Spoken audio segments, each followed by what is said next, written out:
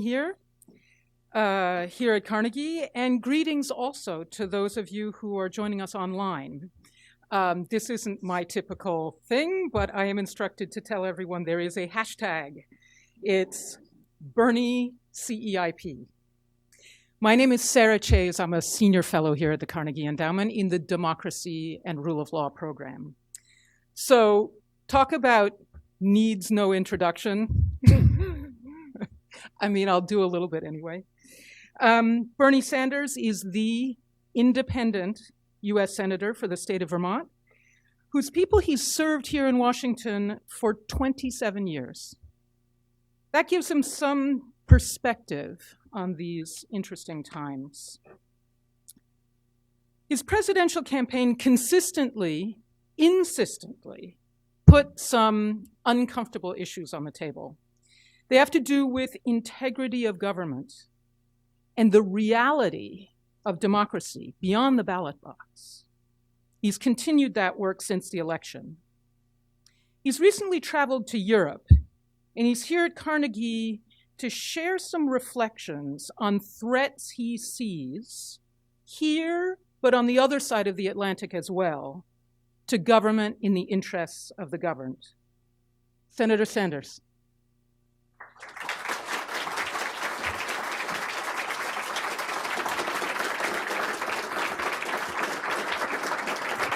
Well, thank you.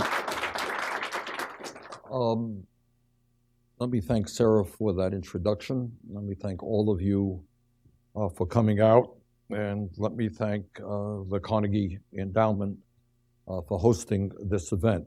As I think everybody knows, the Carnegie Endowment for International Peace is a truly international institution with centers in 5 major cities across 3 continents working to advance the cause of peace, democracy, and the rule of law through engagement with all sectors of society in multiple countries. And I want to congratulate Carnegie Endowment for all that they do.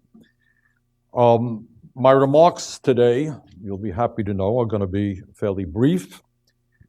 And I think that much of what I will be saying is not going to be a shock to anybody in this room. But it is important that it be said by a member of the United States Senate. And that is, simply stated, that under President Trump, our country is moving in an authoritarian direction, and the very nature of American democracy is under attack. As we approach July 4th, Independence Day, it is important to reflect upon our history, the enormous sacrifices that men and women have made in defending American democracy, the lives that they gave up, the suffering they entailed, and what, most importantly, the kind of enormous obligation we as citizens of this great country have to protect American freedom and American democracy. So let me begin by saying this. There are enormous policy disagreements in Congress today, and it should come as no surprise to anyone that I would be in strong disagreement with the policies being brought forward by a Republican president who, in my view, is pushing a very anti-working class agenda and is stridently anti-environment. That should surprise nobody. I am unalterably opposed to the Trump Republican health care plans that the plan is passed in the House, as you know, and was just released a few minutes ago in the Senate. I'm going to do everything that I can to defeat the Trump-Ryan health care proposal, but that should not be a shock to anybody.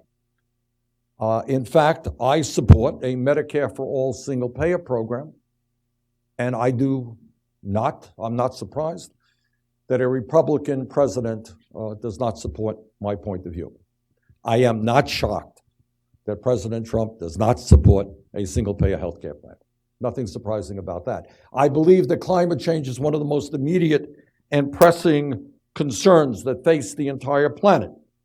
It is unfortunate, but at this point, I do not expect that President Trump or many of my Republican colleagues will hold the same view.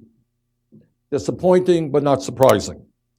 I believe that at a time of massive income and wealth inequality, when the very, very rich are getting richer, that not only should we not be giving enormous tax breaks to the people on top, that we should be asking profitable corporations and the 1% to pay more in taxes. Again, that is my policy point of view. President Trump, Republican leadership, disagree with me on that. So what? And on it goes. Whether it's education, criminal justice, immigration, gender equality, infrastructure, or other major issues, there should be no great surprise that there are fundamental differences of opinion between progressives, conservatives, Republicans, Democrats, independents. That is, in fact, what American democracy is about. We should be proud of that.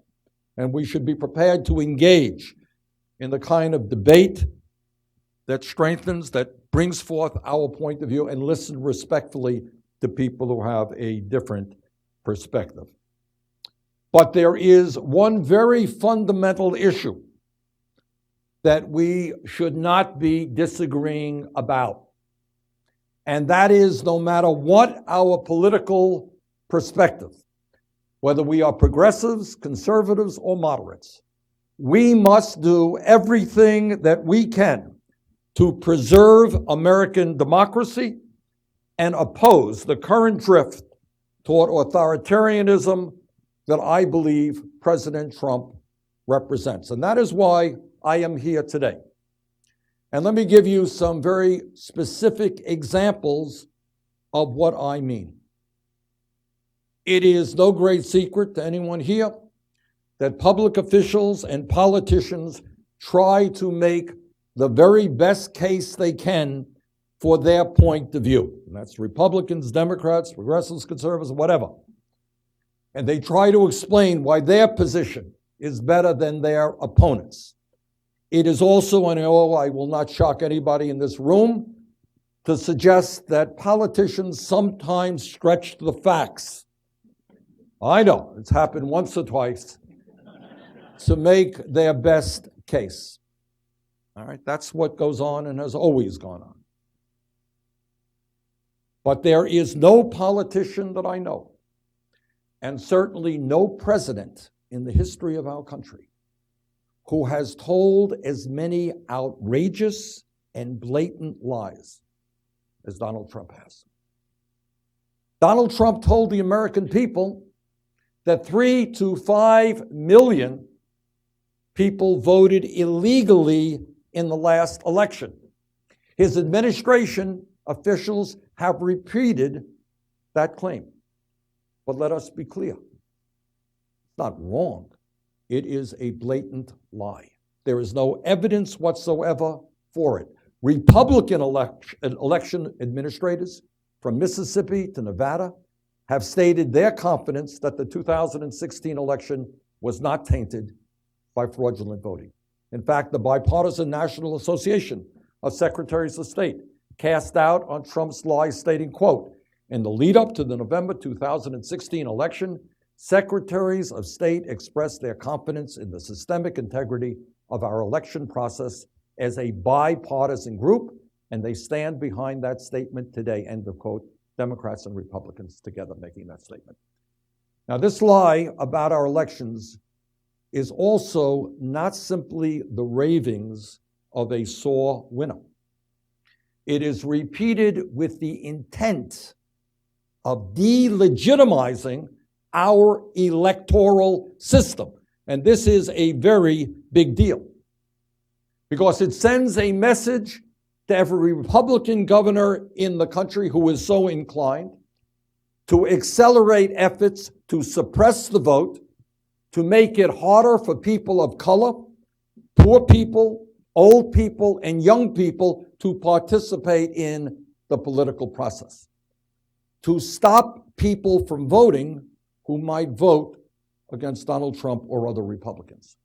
Trump is trying to lower voter turnout at a time when we have the lowest voter turnout of almost any major country on earth, and when our job should be to increase voter turnout. He is also attempting to preemptively cast doubt on the results of any future election that he might lose or that some of his political friends might lose. His rhetoric has the effect of casting grave doubts over the electoral process in our country, the heart and soul of American democracy, and delegitimizing any president who might follow him, just as he tried to delegitimize the president who came before him, Barack Obama, through his leadership of the so-called birther movement. As you'll remember, Trump's path to the presidency began with his becoming the principal spokesman for the vicious and racist lie that Barack Obama was not born in the United States and therefore was not constitutionally eligible to become president. Just a few weeks ago, Trump told another outrageous and dangerous lie, taking completely out of context a statement made by the Muslim mayor of London, Sadiq Khan, in the wake of the terrible terrorist attack that hit that city. Mayor Khan's message was, and I quote, "Londoners will see an increased police presence today and over the course of the next few days. There's no reason to be alarmed," end quote. That's what the mayor said. Trump blatantly mischaracterized this as if Khan was ignoring the threat and suggesting that people should not be alarmed by terrorism, and then used this lie to promote his divisive Muslim ban. Now, what does it mean for our democracy if we have a president who lies all of the time? For a start, at a time when fake news is growing, when websites spread fabrications every single day. The other day, I was just stumbling through the internet and I learned that Clint Eastwood had died. Did you see that? Well, I like Clint Eastwood, and I'm glad that he did not die, but it was just one of these things put onto the internet. But what does it mean when we have a president of the United States who lies all the time? What it means is that it cheapens and lowers respect for truth. If the president of the United States can lie, you can lie. Mayors can lie, governors can lie, congressmen can lie. What's the problem? That's what we get used to, so what? And it makes it acceptable and easier for us not to have a discourse which is based on facts, but a discourse which is based on alternative truth. And I worry about that very much in terms of the future of American democracy. And not unrelated to this pathological lying is President Trump's unprecedented and vicious attacks on the media. Now, let me be very clear on this issue, because like probably every other politician in America, I have expressed strong criticism of the media. In fact, the last chapter of my recent book, go out and buy my book, expresses deep concerns about the nature of media coverage in this country in the sense of what media, mainstream media, considers to be important. That's a very important question. What ends up on the front pages? What ends up on CBS News? Who determines what is important and what is not important? And that's the kind of the thrust of my criticism. And in addition to that, like probably every other public official in America, I have been critical of this or that type of media coverage. Nothing new there. That's what it's about. You know, people get offended about what's writing, they disagree what's in the paper, so what? But Trump's critique of mainstream media is something very, very different, and in fact, very dangerous. During his campaign, Trump riled up crowds who came to his rallies, riled them up against the press, calling the press scum, horrible, and lying, disgusting people. When Trump claims that all of mainstream media is fake news, not to be believed, what does that say to the average American? If you're just the ordinary person, you're working your 50 or 60 hours a day, you're not paying attention to all the great debates going on in Washington, and you got the president of the United States, hey, do not believe anything that's in the New York Times, don't believe anything in the Washington Post, Boston Globe, LA Times, the other newspapers throughout this country, your local newspaper. Don't believe anything you see on TV, CBS, NBC, ABC, CNN, other TV networks. It's all a lie. They're all out to disparage me, Donald Trump, President of the United States. Don't believe a thing you read. Where does that take us as a nation? What is the average American to believe?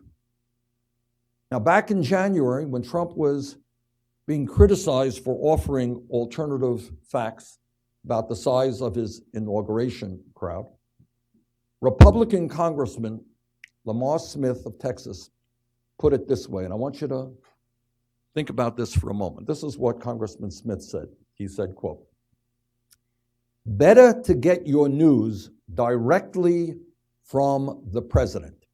In fact, it might be the only way to get the unvarnished truth," end of quote. In other words, according to a member of the United States Congress, there is one person in this country who can tell us the truth. It's not going to be in your newspaper, it's not going to be on TV, it's not going to be in books. It's one person who can tell you the truth, and that is President Trump. Now, what does that tell us about the future of American democracy? Now, there is a reason why our founders enshrined the press as the one profession specifically protected in the Bill of Rights. A well-informed citizenry is necessary for democracy to function correctly. The power of knowledge, access to information belonged in the hands of the people, not just the government. There should also be widespread concern not only with President Trump's attacks on the media, but with his disregard for the separation of powers inherent in the Constitution of the United States of America. His outbursts at judges are far from random temper tantrums of a billionaire used to getting his own way. On the campaign trail, he attacked a federal judge's impartiality because of his ethnic background.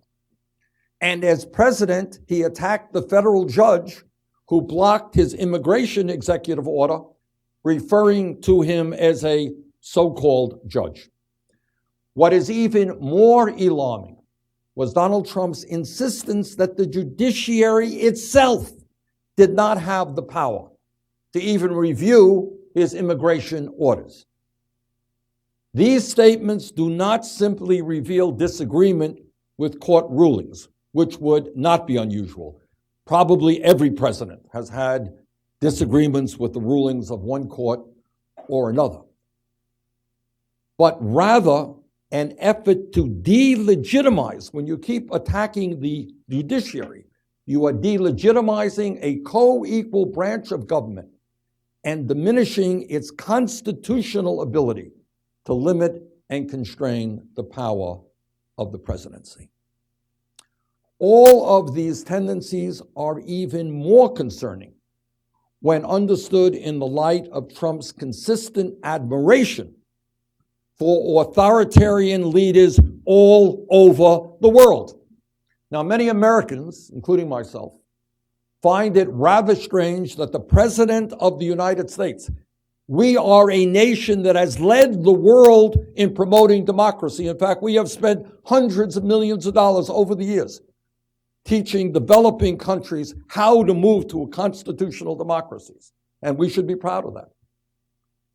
But I find it strange that we have a president who seems to be more comfortable with autocrats and authoritarian leaders than with leaders of democratic nations.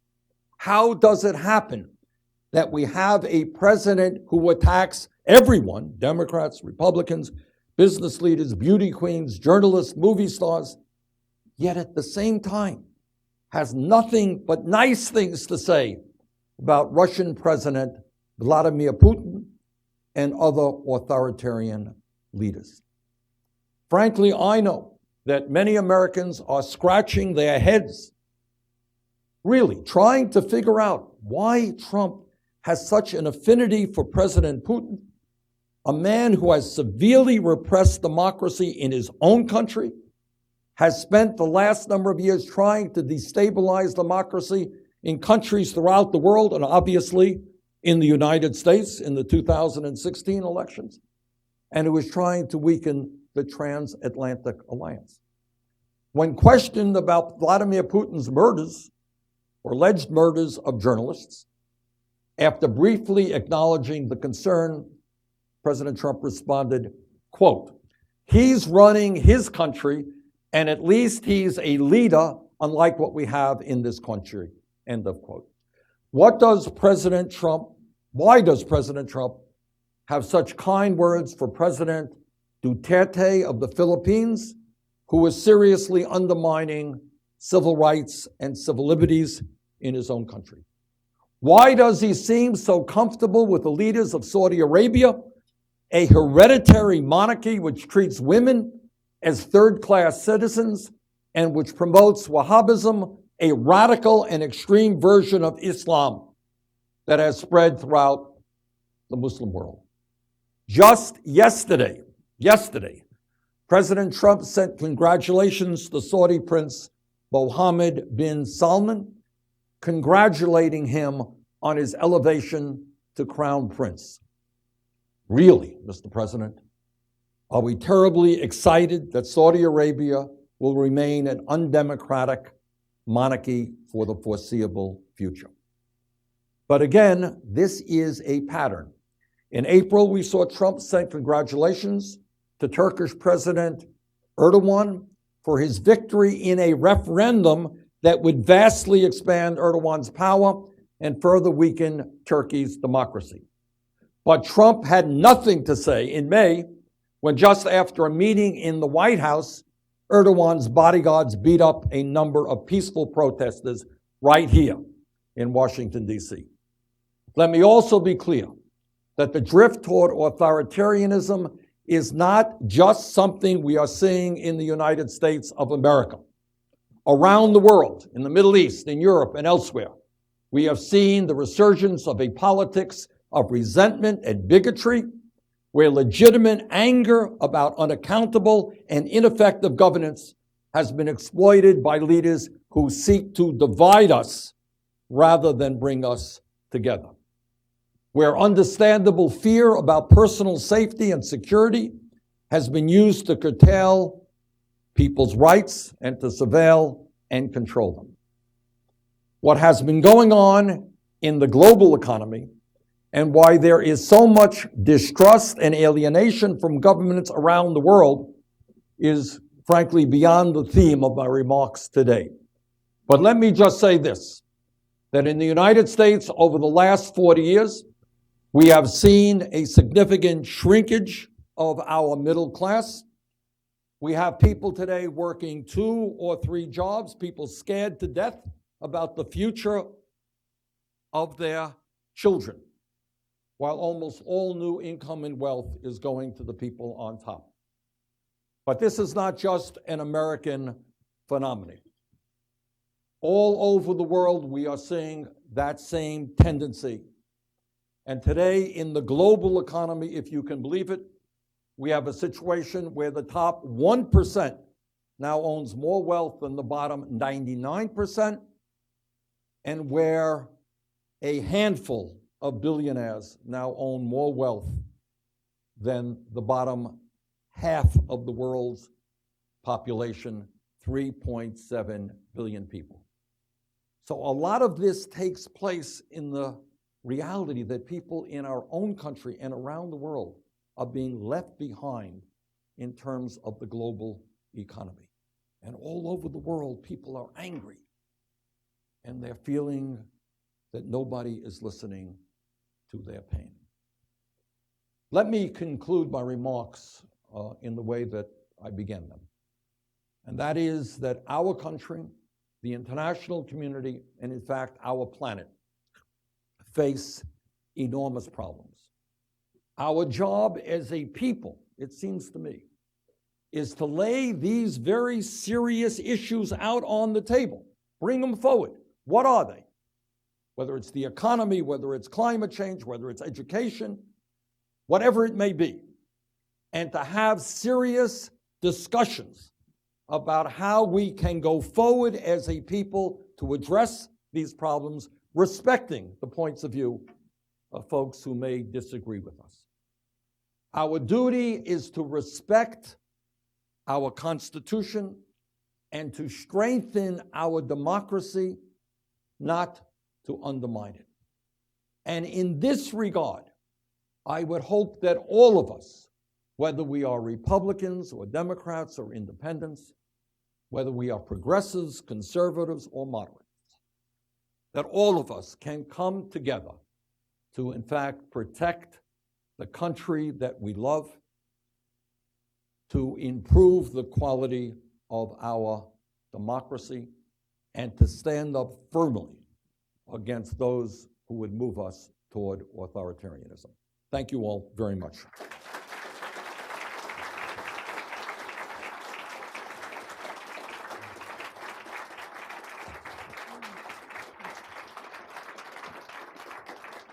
Thank you.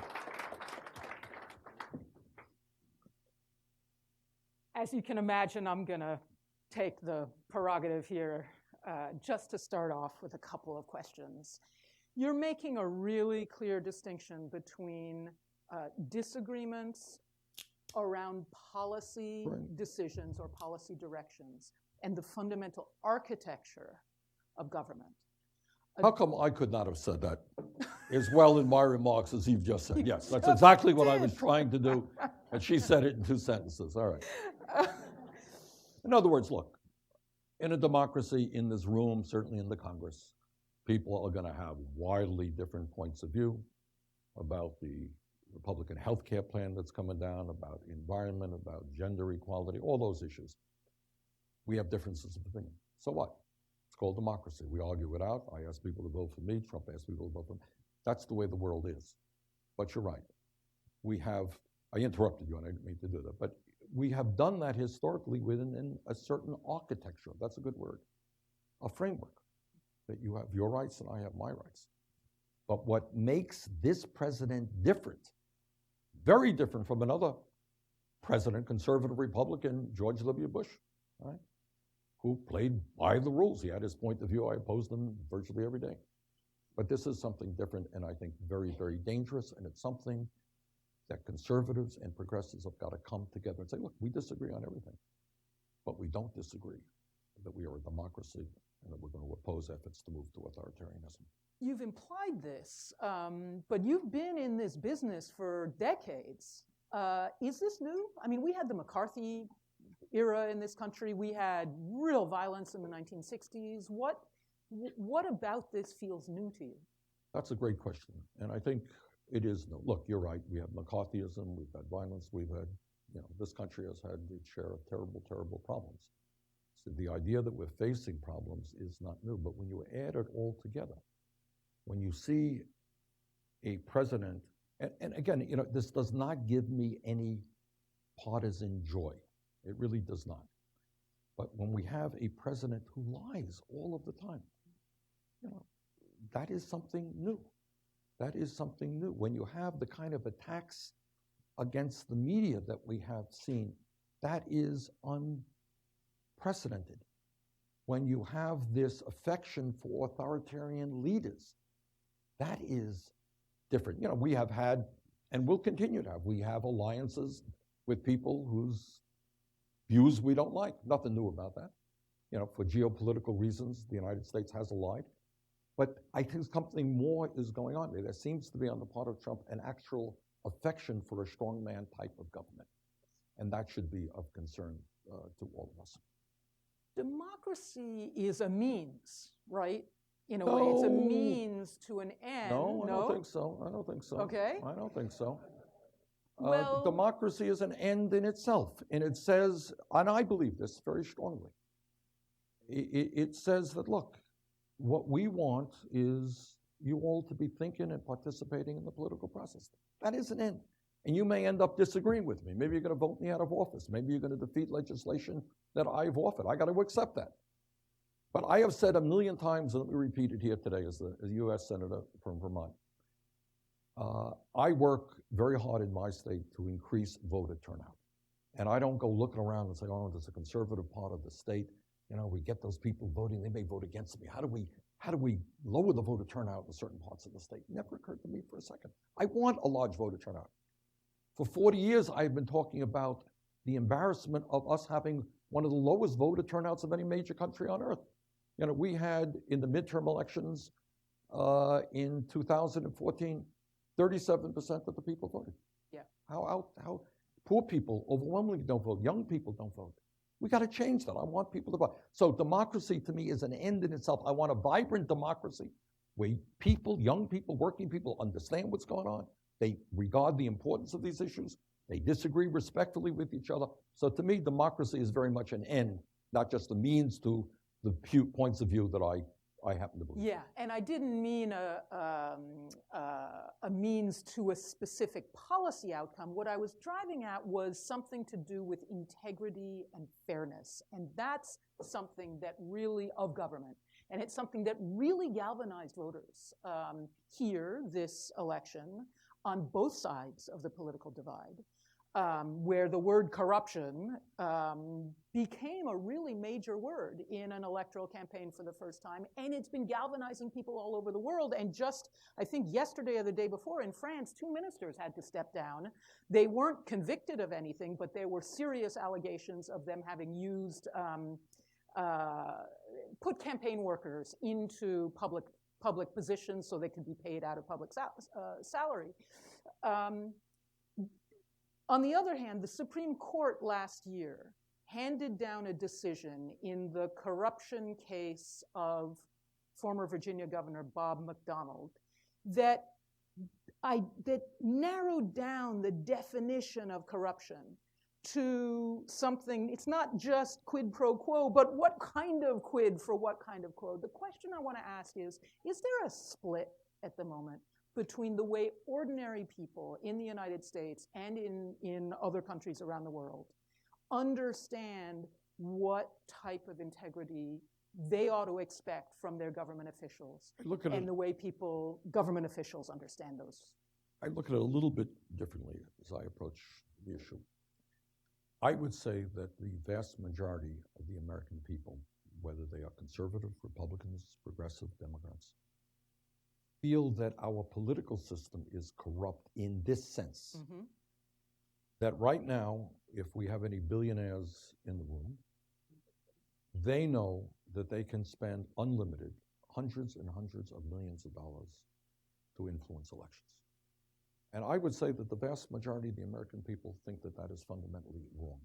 That is corrupt in the sense that, you know, in my state, for hundreds of years, in early March, we have what we call town meetings. In small towns of 100 people, 200 people, folks come out, they argue about how much the town should spend on education or the roads or municipal services, whatever it may be. At the end of the debate, sometimes it gets heated, people raise, the moderator says, all right, all those in favor of the resolution, raise your hand. People raise their hand, people vote it. People will vote against it. That's called democracy. That's grassroots democracy. It is one person, one vote. But what you have now is, today, as a result of Citizens United Supreme Court decision, a situation which, to my mind, I use the word corrupt, where billionaires can spend unlimited sums of money, and they are, I would say, to me, that is what many people are responding to. That they have one vote, they are powerless.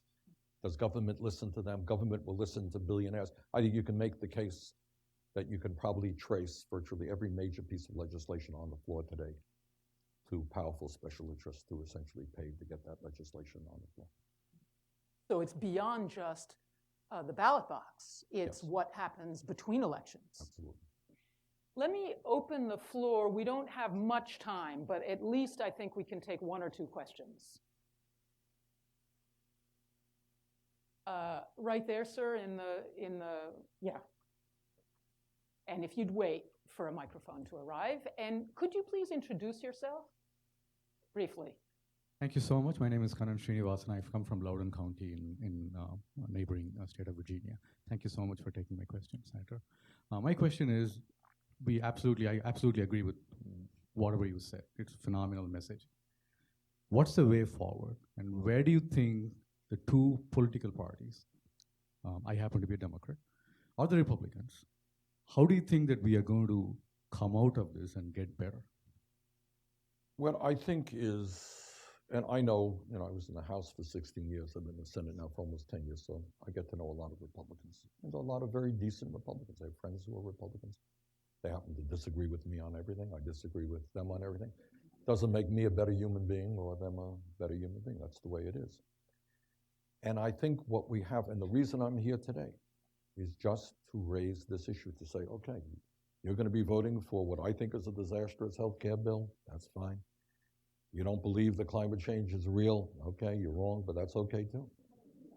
But what you do believe in, and we have members, Republicans of the Congress, who put their lives on the line, the veterans served in the military, that on this issue, we have got to come together and tell President Trump that too many people have fought and died to defend American democracy.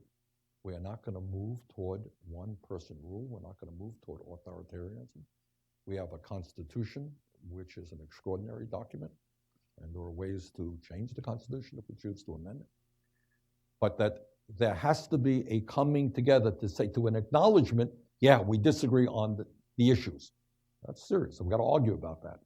But we should not disagree about doing everything we can to protect the integrity of American democracy and stop the drift toward authoritarianism.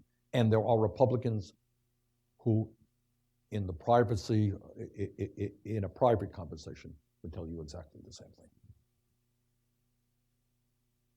thing. Hello. Thank you again for coming. I really appreciate, we all appreciate, I think your message resonates with a lot of people. My question today is... Could you tell us who you are? Oh, yes, sorry. My name is Nazrin. I'm an intern with the Asia Foundation. And I wanted to ask you about the budget proposal. So the budget proposal of the Trump administration brings cuts to the foreign aid budget by over 30%. How will these drastic changes to U.S. aid and the State Department affect America's role in promoting and ensuring democracy around the globe? It will be a disaster. Again, today is not a moment where I want to spend a lot of time on the policy issues, but I would simply say that if you combine Trump's proposed agenda, by the way, I want you to get a little comfort here, that budget that Trump brought forth is going to go nowhere in a hurry. All right, trust me, it will not pass. It will be what ends up, the budget of the Congress will be very different than what the president proposed. But this is a budget which will make cuts. You're talking about foreign aid. That's one small, tiny part of it. Be massive cuts in Medicaid, nutrition, education, affordable housing. You think about the needs of the American people, of our children, of our seniors, of our veterans. In every area, there will be massive cuts. And guess what? There will be $3 trillion over a 10-year period in tax breaks going to the top 1%, including by the elimination of the estate tax, the wealthiest families in this country. The wealthiest families like the Walton family worth $130 billion getting up to a $52 billion tax break. Do you think that's one of the great priorities facing America, that we cut programs for children, the elderly, and the sick in order to give the Walton family, the wealthiest family in America, tens of billions of dollars in tax breaks? It is a pretty crazy and absurd budget. But that's President Trump's view. That's fine. And I will do everything I can to defeat it. But again, the point that I'm making here this morning is that that's a debate we can and will have. But my concern today is the drift toward authoritarianism. Nazrin raised the issue of how we affect democracies overseas, which you also raised during your remarks. In other words, there's a foreign aid budget. There's also the example that we set. Could you speak to that a little bit? What's the impact beyond our borders? Well, I mean, in the simplest sense, and I think there will be many conservatives and military people who will tell you this, that if you disengage the United States from what's happening in countries around the world, if you do not recognize the hunger or the lack of educational opportunities, or the fact that children all over the world are dying today from diseases that can be prevented with a few cents of medicine.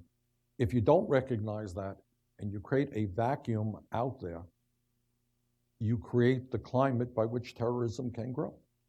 There was once a time when the United States was so looked up all over the world as an example, in terms of our economics, the growth of opportunity, a strong middle class, and also our belief in democracy, that we stood for democracy. And we have spent, you probably know more about this than I am, Sarah, but I think it's fair to say that over the years we have spent hundreds of millions of dollars encouraging the growth of democracy, not supporting authoritarian type regimes. So if this country moves toward a more authoritarian society, what are we saying to people in the developing world, in Asia, Africa, Latin America, who are struggling to create democratic governments, when the leadership of that country is going to say, hey, that doesn't exist in the United States, forget what you're trying to do. Bad example, terrible example. I think we have to wind this up now, very unfortunately, and I have to ask everyone here if you wouldn't mind. Senator Sanders, as you can imagine, has a really minute-to-minute schedule, so if you could let him get out, and then you'll be able to move off. Well, Sarah, thank you very much for being here, and thank all of you.